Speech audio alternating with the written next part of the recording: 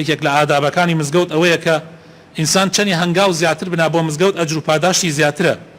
لە حەدیثێکە ئەفەرمێ ئایا پێتان نەڵێم ئەو شتەی کە ئەبێتە مایەی ئەوەی گوناحەکانتان بسڕێتەوە و پلەپایەتان بەرزکاتەوە؟ طبعا من بە ئێوە ئاڵێم ئایا پێتان نەڵێم شتێک یا شتانێک ئەبنە مایەی ئەوەی کەوا گوناحەکانتان بسڕێتەوە و پلەپایەتانیش بەرز بێتەوە؟ وتیان بەڵێ ئەی پێغەمبەری خوا فەرمووی دەست نوێژگرتن بە مەزبوطی لە کاتی مەکاریها ئیسباغ الوضوء فی المەکاریه دنیا ساردە حەزەکەی تەمەڵی بکەی لە دەست نوێژگرتنە ئەلەو کاتە دەست نوێژەکە دۆڕێک و پێک بگری ئەوە ئەبێتە مایەی ئەوەی گوناحەکان بسڕێتەوە و پلەپایەت بەرز بێتەوە. دووهەم هەنگاونانی زۆر بۆ مزگەوت، هەنگاونانی زۆر بۆ مزگەوت ئەجر و پاداشتەکەی زۆر زۆر گەورەیە، گوناحەکان تەسڕێتەوە پلەپایەت بەرزەکاتەوە. چاوەڕوانکردنی نوێژ لە دوای نوێژ، چاوەڕوانکردنی نوێژ لە دوای نوێژ، یعنی ئیسە تۆ نوێژێک بۆ نوێژێکی تر چاوەڕوانەکەی مەغریب بۆ عیشا چاوەڕوانەکەی کە بەینەکە ئەو بەینە زۆر فرسەتێکی گەورەیە.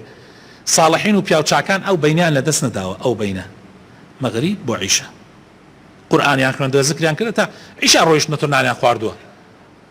ئەوە زۆر مهمە بۆ ئەوەی ئەم طبعا ئەم حەدیثە ئیمامی مسلم لە ژمارە 251 باسێکە.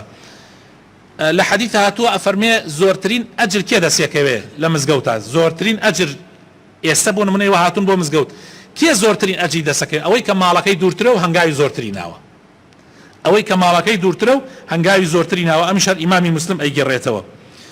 لە حەدیث هاتووە پێغەمبەر صلی الله علیه وسلم فەرمێ کەسێ ڕۆژی جمعە غوسلێکی جوان بکە، پاشان تۆزێ هەنگاو زوو بنا، یعنی بێ بۆ مزگەوت زوو، پاشان وەڕێکردن بێ هەوڵدا سوار سیارە نەبێ. ئەگەر سیارەیشی هێنا ماڵەکەی زۆر دوور بوو هەوڵ بدا سیارەکە دوورتر داناو بۆ ئەوەی بڕێ هەنگاو زیاتر بنا بۆ مزگەوت و لە ئیمامەوە نزیک بێتەوە بێتە هەوڵدا پێتە پێشەوە. ئێستا زۆرم پێ ناخۆشان دێ کەس زوو تێ بۆ مزگەوت بەس ڕوا لە دواوە دانچێ لە هەوڵەکە دانچێ. پێغەمبەر صلی الله علیه وسلم فەرمێ ئەگەر ئەو کەسێک کە دێ بۆ جمعە باز زوو بێتە بەردەم ئیمام دانچێ، ئەمجا گوێ بگرێ و قسە نەکا. پێغەمبەری خوا صلی الله علیه وسلم مژدەیەکی زۆر زۆر خۆشەدا بەو کەسە کە ئەمانەی تیابێ خۆی بشوات غوسلی جمعە بکە، زوو بێ بۆ مزگەوت، بەڕێکردن بێ سوار نەبێ، نزیک ئیمام بێتەوە، گوێ بگرێ و قسە نەکا. پێغەمبەر صلی الله علیه وسلم فەرمێ گشت هەنگاوێک کە ئەینا تەسەوورەکەن چی دەسەکەوێ؟ گشت هەنگاوێک کە ئەینا حیفە BBC تو تەطبیقی نەکەی له بكل خطوة عمل سنة أجر صيامها وقيامها.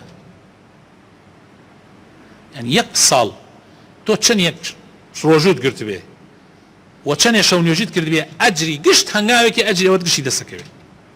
يعني ئەمە فرسەتێکی زۆر زۆر گەورەیە. هەر لەبەر ئەوە خۆشەویستەکانم هەندێک لە زمانی پێغەمبەر صلی الله علیه وسلم کابرایەکە بوو وتیان باشە تۆ ماڵت زۆر دوورە ئەی هەر وڵاخێ گوێ درێژێ شتێ بکڕە بۆ ئەوی بتهێنێ بۆ مزگەوت و بتباتەوە. فەرمووی وەڵڵای نامەوێ من بۆیە ماڵم دوور داناوە ماڵێ دوورم کڕیەوە تا ئەو بەینە هەرچەندی هەنگاوەیە گشتی بەخێر بۆم بنووسرێ. وتیانە پێغەمبەری خوا صلی الله علیه وسلم فەرمووی هەمووی خوای تەعالا بۆ یەنووسی. برەوە بەڕێزانم هاتن بۆ مزگەوت ئەجرەکەی زۆر گەورەیە، بەڵام هەوڵ بدەن پەلە مەکەن، هەنگاوی زۆرتر بنن و بە تایبەت ڕۆژی جمعانیش ئەوانە تەطبیق بکەن کە ئێستا باسمان کرد. خوای تەعالا هیدایەتی هەموو لایەکمان بدە.